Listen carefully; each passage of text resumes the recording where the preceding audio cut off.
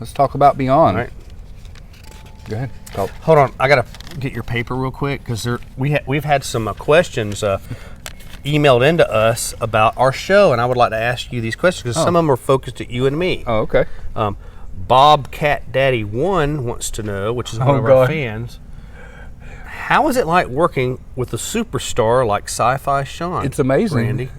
It's amazing. That's a great question. It is. Cat Daddy. We love that question. Cat Daddy. Why didn't we screen these before you put me on camera? Yeah, but you didn't tell me about them. No, that's the best part of our show. I got it. So answer the question. What's it like working with a superstar like Sci-Fi Sean? It's awesome. Yeah? Yeah. Define awesome. Define awesome. I'm learning, even though I watch the J.J. Abrams shows and I like them, you putting pressure on me to know more about Star Trek has opened my eyes more and allowed me to understand a little more about Star Trek. So, Well, the next question is for me. God. It's from Fuzzy Tribble 79. Hey, Fuzzy Tribble, love you, man. Obviously a Star Wars fan. More than likely, no. Fuzzy Tribble, a Tribble's from Star Trek. Oh, I thought they were talking about Chewbacca. Sci-Fi Sean, what type of underwear do you wear? Oh God, we're very curious. And I'll tell you this. Right now, none. Right now, none. But when I do wear underwear occasionally, it's something unusual that you don't find in everyday life. It has Caber Patch, his picture. Cucumber Patch. Cucumber yeah, Patch. and guess where the pee hole is on Cucumber Patch on my underwear. Yes, you are correct. Oh God. Here's a great one for Randee. Oh God. From Tauntaun at 11. Uh-oh. That's great. Hey, Tauntaun, what's going on? Thanks for watching our show. Randee. Yes. What is your workout routine? Because you look like a hunk of man. During the coronavirus? No, this could have come in a couple months ago, as far as I know. And Tauntaun must be a female. Yeah, maybe. Because there's an extra added question on here. So, is there? Yeah. Oh, okay. So what do you do for your workout? I run mainly. I do lift weights every once in a while. So far away, flock of seagulls. I'm in a fat guys running club, and we run. Yeah. That's great. You ran over the Sunshine Skyway Bridge. I did. Not too long ago when they did that big run where you killed that guy. I didn't kill him. I heard you did. I thought I was going to die. It was tough. And here's the and on a sub question: are you married? I am married. We already have talked about this, Tauntaun. He's married to Ashley, and she'll beat your ass for asking questions like this. And there's one more. Okay. For me or you? This is for me. Oh, thank God. This is from Jedi One Eye Bob. Bob, we really appreciate the question. Thanks for watching the show. One Eye Jedi. That's hilarious. Bob. One Eye Jedi Bob. Sean, we very rarely see your wife, and we never see Randee's wife. See, he knew that you were married. Yeah. On camera. Why is that? Because you guys are ugly, and we want some females on there. And I agree with you, Bob, 1,000%. The women should be on here, but Ashley is scared someone's going to recognize her on the internet and put two and two together about a really something that happened to her in her past, and that's why she doesn't come, because she doesn't want to make a visual of it, because let's just say it involved a bank and some guns. Now, Lori is on the show a lot, and she likes being on camera, and she has a lot of fun with it, but when we're filming these episodes, she's cleaning the house, what a woman should be doing, cleaning the house while men are working, okay? So, and on that note, Klingons! At the end of this video, I will put Sean and Lori's drinking videos, because obviously you probably have not seen them. No. And you can tag them every once. We need to do a couple more of those anyway. Yeah, all right, absolutely. well, here's your script back on your computer that's not plugged in. But thank you for sending in your questions, and please send more questions to us. And you could reach us at Talking Sci-Fi on YouTube, Twitter, Facebook, Instagram. Can they email us from those, or do you have an email Oh, yeah. address? Talking Sci. This is Talking Sci-Fi, all right. at gmail.com. There's a bug on there. All right, so back to Beyond. Oh, man. All right, I'm going to give you this, and I'm going to record this, and it's going to be recorded on camera. Star Trek Beyond was okay in my book. It was more like the movie versions of the original Star Trek. Now, I forget what the date was. I think it was released on the 50th anniversary of the original Star Trek. Okay. Oh, really? Okay. Yes, close to it. But they were trying to play off of that. If you remember the posters and find it and put the poster up here, Yeah, and then I I want will. you to find the poster of Star Trek: The Motion Picture, the boring one you hate, where they're Right. flying for 30 minutes with music. Yeah. And then pose the one. Now, it's the ones with the faces. Okay. It's got what's her name, the little black and white I don't gal that is in a lot of movies. You ever seen The Kingsman? Yeah. She was the chick with the bladed feet. Oh, was working okay. with yeah. This is bullshit. What's his name? This is bullshit. He talks with the list, the bad guy. Is the motion picture the one that has the gay pride flag on it? I think so. Okay. Because they all streak that much. You put those two posters side by side, do it, and you'll see the similarities. They were doing a playoff on it. And there was a lot of links to Star Trek: The Motion Picture. And I know you hated it, and it was boring to you and all that. But when they went to the Yorktown, the big snow globe in outer space, Yeah. which was totally ridiculous for Star Trek original, because even the original Star Trek, we all know what the space station is looking like. Put up a picture of the K-7 space station. Okay. It's from Trouble with Tribbles. And then put the Yorktown picture Oh, big beside different? it. Yeah, I know what you're talking It's like a about. whole planet, and there's monorails running all over, and you walk up to a phone booth, and it transports you, and all blah, blah, blah, blah, blah. What I like about that though is that it's you could be walking on the bottom side and be upside down, but because And that's of great, gravity. but make another movie about it. Yeah, I After got you. Voyager. I got you. Well, they have technology like that, because Right. original Star Trek did not have technology Right, like that. I got you. So we're in Yorktown. A vessel shows up, an escape pod. All right, you get ahead. Kalara. I gotta finish my Okay. link to original Star Oh, Trek okay. real quick. Then we'll go to, because I'm with you, because that was the last one we watched.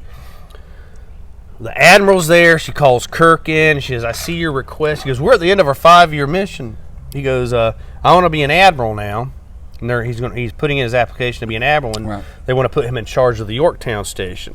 And he goes Spock, there, too, and they don't know it. No, Spock. Kirk says that he would hope that Spock would, what's the word, follow him And be the take his captain- place, and right. take his place, which happened in the original. That actually happened in Star Trek 2, but it was bridged between Star Trek: The Motion Picture and Star Trek Right. 2. Yeah, but wasn't Spock going to leave also and go back to the academy? That's what he didn't tell, and that's what they talked about. Oh, okay. You know, All right. so, and that's also the movie that got filmed where the kid that played Chekhov got run over by his own Jeep Yeah. that died, and he finished the movie. Yeah. But they had that big prelude about drinking the Right. whiskey with him, and I'm like, Yeah. oh, I thought Chekhov would be a vodka guy, and he goes, this whiskey's great. That was cool. So he goes to the Admiral, and she says, I'll keep it on notice after this, or whatever. We're getting a little wind, I'm sorry. But the uniforms they had were the white uniforms from the motion picture. Right. So, anyway, ship comes out of nowhere, distress call, it's an escape pod. She's sucking them in, goes to a big story arc, which I do not agree with. The main bad guy, Krell. Krill, yeah. Why the hell did they not explain why he was a human in the Enterprise, where they had the, what's the name of the ship they found? Franklin. The Franklin. And now he's this monster. Oh. Yeah, I saw you. That was a good one. That was a good one. Keeping up with it, Randy. I like it. And then he turns into this vampire monster. Where was that? They didn't explain that. They just wanted you to assume this guy's a monster. Now there's an ant on me. Right. That didn't bother you? No, I loved it. It wasn't the Franklin actually flying through water in the Yorktown in the final scene. Yes, it was. So that's 2 of these 3 Abrams that has put That made a starship ships- a submarine. Submarine, Okay. yeah. And I love that aspect of it. But And another thing too, when I first originally watched them, when they separate the saucer section. I didn't know that could happen. Yes, that's always been able to Right, happen. yeah, I didn't realize. I thought you and Ashley were watching Next Generation. They're all about taking the saucer section off. we were, but when we're able to sit down together, then so we only get to watch it every so often, 2 or 3 shows a month or whatever. So. All right, so in original Star Trek, there's an episode called The Apple. Let me make sure it's The Apple. Yes. They put some sort of heat beam, and Kirk calls up to Scott, and he goes, I don't care if you have to break the primary hull and separate it from the saucer section, but get my ship out of there. So that's the only time in the original Star Trek they talk about separate the saucer section. So they tip their hat to the original Star Trek a little bit by that. And that's another thing I hate about these J.J. Abrams Star Treks. Every movie they blow the Enterprise up. Yeah, they did. And that's bullshit. I love it. The Enterprise is like a crew member. Yeah. You know? And the Beyond, when they were trying to sneak up on Earth and get to Nero, and they warp into like the gas cloud of Jupiter, and the ship comes up out of the cloud. I thought that was fantastic. Let me ask you this. I've heard you say in the past that you don't like motorcycles being in the J.J. Abrams. But to me, one of the best scenes is when they are trying to take over... Krells.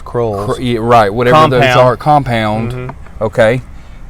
I mean, it did feel like Triple X. It did feel like Fast and the Furious, but I think it fit with the movie, especially later when they get into the Beastie Boys and the whole idea of using high-frequency rock and roll. I would so have been glad if they would have used a different Beastie Boys song. You don't like Sabotage? No, I love Sabotage, but they use it, quit beating it up. I got you. Because obviously Kirk was a Beastie Boys fan. What about Brass Monkey? Would that have worked? I was thinking No Sleep Till Brooklyn. Exactly. You know, that would have been great. Yes. What is it? You Got a Right to Fight the Party. Yeah. That would have been a really good one. But I understand because it fit with the wah! Yeah. You know, but yeah. Okay, so let me go with this motorcycle thing. So there's no motorized vehicles. No boat. No light, no motor car, but not a single luxury. When he sees it, he realizes, oh my God, that's an antique. Yes. And it was on the Franklin. Why? Was it on the Franklin? Is that what they said? Yeah, yes. And he was like, Captain Kirk was like, he knew the number and what type of motorcycle it was because of in Star Trek 2009, he rode bikes. He drove a car off a cliff for rebellion. Yep. So there was a lot of antique stuff in his life. So for him to see the motorcycle, know what it was, know how to ride it because he had already rode a bike in 2009. Right. I thought it all played well. And that's great. And again, like we're saying, the newer reboot Star Treks, the JJ, the Kelvin timeline is for younger people. Fast and the Furious. Yep. But. And you've watched, and we'll get into this in our next podcast, Star Trek Nemesis. Mm-hmm. What do they drive on the planet looking for the pieces of data? That Mad Max scene. It was an Argo. Is one of my favorite scenes of those four movies. Right. Now, it's my least favorite movie, but we'll get into that. That's fine. But anyway, they had a motorized vehicle there. Right. And that's what prompted me for me and my wife to buy the side-by-side. We call it the Argo, but we'll get into that in another podcast. Have you ever found E4 while riding around? E4? You mean B4? Oh, is it B4? Yes, because he's before Data. And it sounded like E4. Again, we'll get into that in a few minutes. Okay. So yes, I understand. They were using it for the action scene and him, what's her name, making it look like a hologram and all the different motorcycles and all that crap. Oh, man. A lot of good scenes. And like I said, Beyond is my favorite out of those three movies. Okay. And I use the word favorite very lightly. So, because I don't like any of the reboot movies at all. I would rate Star Trek Beyond, I'd give it out of 10, I would give it a 4.5. God. It just blows my mind. And the half is for the little bit of stuff that I personally liked about it. Right. Why does that blow your mind? You know that I'm a Star Trek originalist. No, I understand that, but I don't know. There just seems like some good stuff comes out of those movies. I mean, I like how he's born. I mean, out of all three of them, okay, let's take Kurt. Kurt being born as a fight's going on, then him coming back to save the crew when Captain Pike, because he was like, the last time that we had this sign is when my dad died. Right. Okay. The lightning in space, right, yes. Exactly. Okay, so adding all that together makes me like Kurt in these movies. I really like him. Him giving up his crew and dying, just like his dad did, but of course, the doctor bringing him back was a great thing. Now, the one thing I didn't like was when he manipulated the Kobayashi Maru. To me, it made him look like a dick. Yeah, but William Shatner did that. He did? He reprogrammed the simulation for make him easy to win. Okay, see, I didn't realize that, but still, I think it should have been different. I think they should have written it so that he didn't reprogram it. He come up with some genius idea on how to actually win the war by being more attack savvy or something. Well, and that's what I was getting at, is that they should make their own movie and not copy what has already been done. And that's what I've been saying through this whole couple podcasts. Is Right. if you're going to make a Star Trek movie, don't try to reboot what has already been set in stone, or canon, if people call it. Come up with something else. Right. No, Captain Kirk in Star Trek II: The Wrath of Khan, and there's a great book called The Kobayashi Maru, if you ever find it. It's all about... I'll check it out, yeah. It's all about all the crew taking the no-win scenario test. Right. So, in Star Trek II, Kirk briefly talks about he doesn't believe in the no-win situation. Right. There is no such thing, and I'm the same way. There's always an option. It might not be the option that you want. It may not be you wanting to wear a damn face mask the rest of your life to live because you don't want some sort of space disease to get on you. But there's always options. Right. There's always possibilities. Spock said that in Star Trek 3. I'm sorry, it was Star Trek 2. I get those two mixed up sometimes. Yeah. But come up with your own original idea. Kirk already had said, I cheated. How did you cheat? I reprogrammed the simulation so there was a way to win. Because, again, another skew, Spock designed the Kobayashi Maru. He did not originally. It was a Starfleet situation, so they just tried to bridge something that was cool in the old Star Treks to link it so that us old farts that like Star Trek would get it. Oh, yeah, I remember when Kirk... wait a minute, I got to put my hat on. Hold on. I remember when Captain Kirk reprogrammed the Kobayashi Maru, or the Rocky Maru, as some people call it, and he won. He cheated, and that's what J.J. Abrams Kirk did. And I understand why they made it too. They made him too cocky, sitting there eating the apple. He's like, is he not taking the simulation serious? Right. Yeah, and you're going to do it again. You just failed at it. Yeah. You know. Yep. But I liked the aspect that they used him and Spock to make their relationship worse. Yes, because and that's another thing I did not like about the Star. Thank you for bringing up other things I don't like about the J.J. Abrams Star Trek. It was Bones and Spock that didn't get along. Kirk and Spock got along because Kirk, William Shatner Kirk, Kirk, understood Spock. Yeah. And Spock was very loyal. Yeah, but they bring old Spock in to explain to him, hey, eventually y'all are going to be good friends and you're going to respect him. Because original Spock realizes the timeline's been effed and he's trying to fix it. Boy, there's a no-win situation when it comes to Star Trek. Not beyond. Abrams. No, because they suck. Randy, I'm sorry. I'm sorry, people that watch this and all that stuff. I do not like the reboot. You know, and there's a lot of movies that have been rebooted. The new Ghostbusters movie, I'm scared to death of. Have you ever watched it? The new one? Yeah. No, they haven't come out yet. Oh, I was talking about the one with the ladies. Oh, that one, that doesn't exist in my world. Oh, God, it's terrible.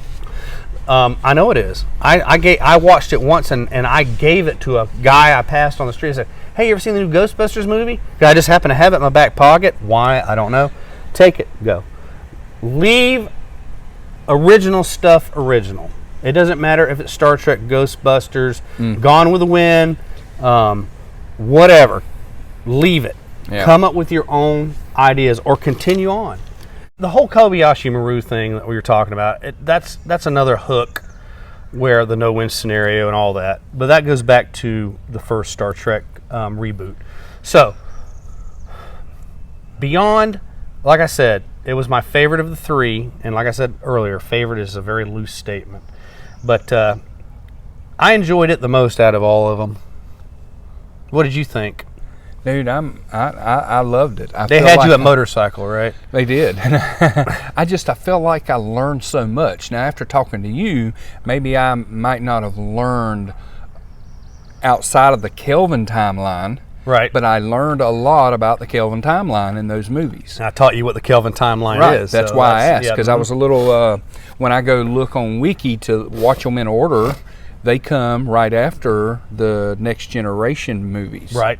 So, but it doesn't go on to explain that they could be an alternate timeline. Right. Or universe. Right. Isn't this great being outside? I love this. It is. I love Oh, yeah. this. It feels good. Fantastic. All right, so to wrap it up, talking about the reboot movies, I absolutely would go the rest of my life without watching another one. Okay. All right. And I will probably watch them multiple times. And that's fine. And that's you, you know. Yeah. But if I could honestly create a time machine, and before I would fix things that need to be fixed in my own personal life and my friends' lives, I would go back and stop Star Trek Into Darkness from ever being thought of or made. That'd be my first thing. Right. I'd just find that guy that came up with that idea and just grab him up by his little tie and little dress shirt. Just Well, just for the record, I could be wrong, but I want to say J.J. Abrams did not. He did direct that, but he did not write that. No. But he was a part of writing 1 and 3. J.J. Abrams did great with the Star Wars because he didn't go back in time to change things. He Right. kept on with the main storyline. Right. And J.J. Abrams, and you can look this up yourself on the internet, he's a huge Star Wars fan. Right. He used Star Trek as a, hey, look at me, I can do a science fiction movie. You know? Yep. I got you. Think about what else J.J. Abrams has done in his movies over the years. Cloverfield. Oh. Come on.